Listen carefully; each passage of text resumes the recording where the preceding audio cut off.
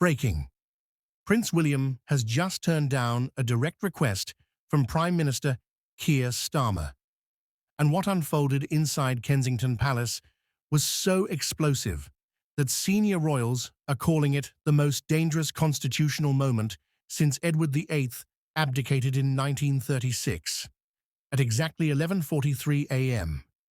Yesterday, the Prince of Wales did something no heir to the throne has done in living memory. He looked the elected leader of Great Britain straight in the eye and said, "No, not maybe, not we'll discuss it, just no." And the consequences of those two letters may shatter the fragile balance that has kept Britain stable for nearly 300 years. If you want to see how this royal showdown ends, hit subscribe right now, because what I'm about to reveal will shake you to the core. Here's what triggered this constitutional earthquake 4 days ago. Starmer personally requested an urgent meeting with Prince William at Kensington Palace. His message was blunt.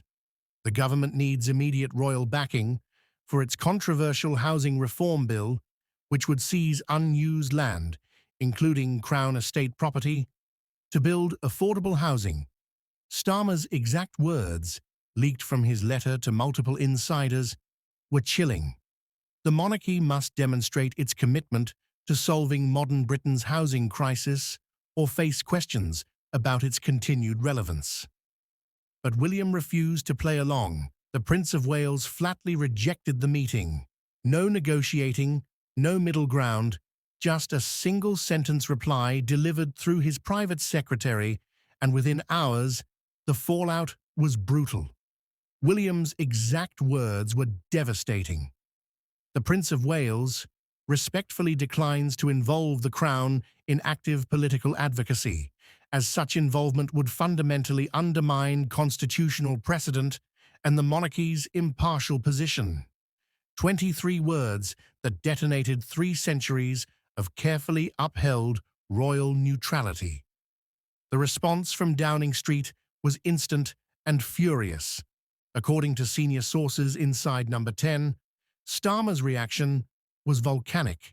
Witnesses described him pacing his office at 2:17 p.m., face red, voice rising with every sentence. He thinks he can simply say no to the elected government of this nation? One minister heard him yell, "William forgets Parliament makes kings, not the other way around." Deputy Prime Minister Angela Rayner, who was present, later told allies it was the angriest she had ever seen him. But it gets worse, much worse. 2 cabinet members say Starmer slammed his fist on the desk and declared, "If William wants to play constitutional games, I'll remind him who actually runs this country. The Crown exists at Parliament's pleasure, not the reverse." The room fell silent. One junior minister later admitted, "I've never heard a British Prime Minister speak about the royals with such open contempt." Within just 3 hours, Downing Street operatives leaked the story to The Guardian, clearly trying to pressure the palace into submission. That decision would prove catastrophic. Meanwhile, British veterans, men and women who served honorably in the Falklands, Iraq, and Afghanistan, are sleeping on London's streets. John Patterson, a 71-year-old former Royal Marine from Portsmouth, lives in a tent under Waterloo Bridge. He served 22 years, survived 3 combat deployments, and now lives on £89 a week in universal credit. "I fought for this country," Patterson said, with tears in his eyes. "Now, my country acts like I don't exist." And while men like Patterson freeze in the cold, the government just approved £4.2 million for a new parliamentary tea room renovation. Heated marble floors, Italian leather seating, chandeliers shipped from Austria. It gets even more obscene.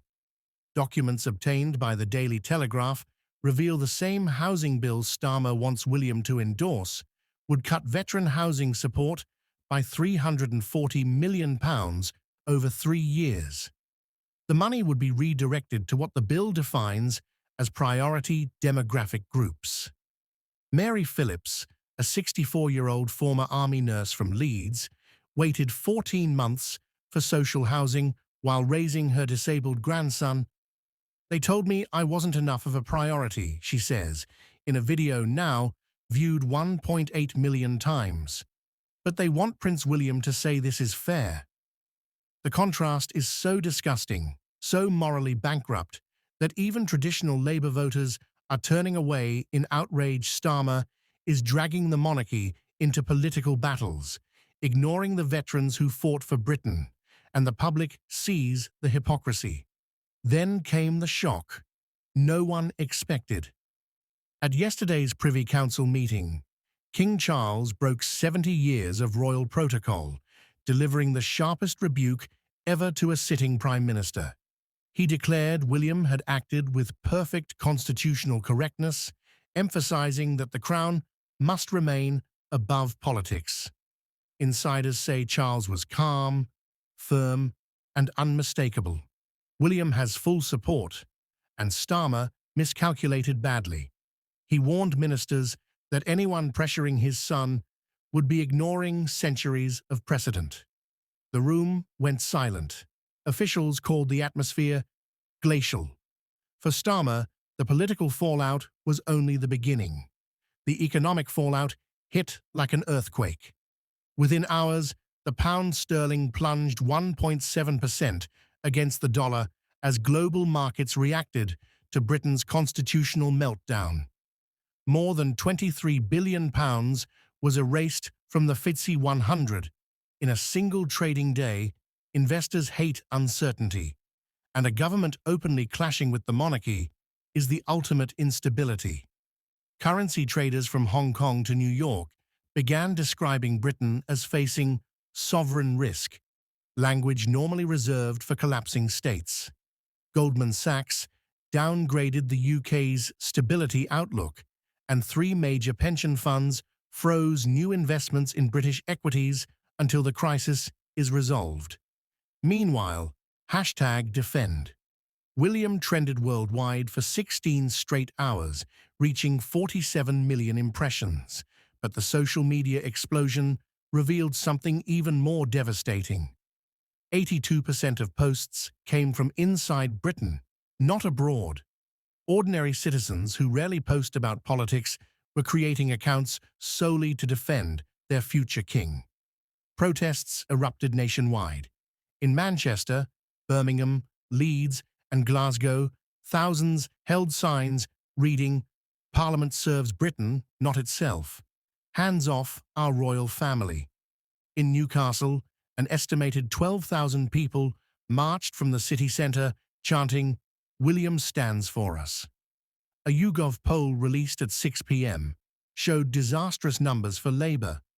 Public approval for Prince William soared to 81%, the highest for any royal since the Queen's Diamond Jubilee.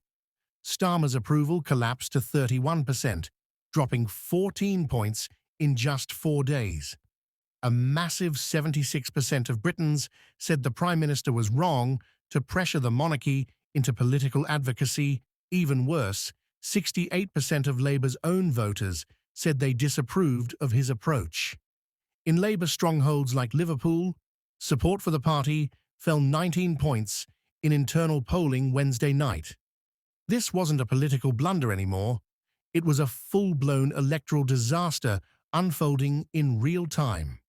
Inside number 10, the atmosphere now resembles a pressure cooker ready to explode. Ministers are holding emergency meetings behind closed doors.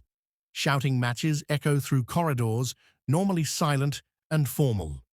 Chancellor Rachel Reeves reportedly confronted Starmer during Tuesday's cabinet meeting, telling him his strategy was reckless and unsustainable. "You're destroying the party over a fight we don't need," she allegedly said in front of 15 cabinet members. Starmer's response, according to those present, was defensive and disjointed. Shadow Foreign Secretary David Lammy was overheard saying, "We're watching him destroy everything we built in 18 months." Education Secretary Bridget Phillipson has begun distancing herself from the government line. telling residents in Durham that she deeply respects constitutional traditions. WhatsApp groups with names like Save Labour and Post-Starmer Planning are plotting leadership challenges with military-like precision. One leaked group includes 43 Labour MPs, active since Monday night. Screenshots show members discussing timing, succession options, and how to minimise damage to Labour's election chances. The question is no longer if they move against him, it's when.